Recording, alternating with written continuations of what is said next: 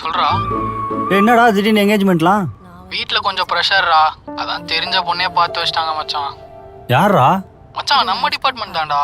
நம்ம டிபார்ட்மெண்ட்டா? யாரா பொண்ணு? மச்சான் எக்ஸ்பிளைன் பண்றதுக்குலாம் டைம் இல்ல. எல்லாம் டக்கு டக்குன்னு நடந்துச்சுடா. நீ நேர்ல வா, நான் எல்லாத்தையும் சொல்றேன் உனக்கு. சரிடா சரிடா. சொல்ல மறந்துட்டேன் மச்சான், அவளையும் மறக்காம கூட்டு வந்துடுறா.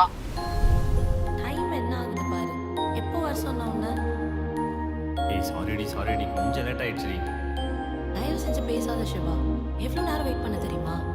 சரி பசி வந்தா நீயா இருக்க மாட்டேன். வா எதனா ஆர்டர் பண்ணி சாப்பிடலாம் வா.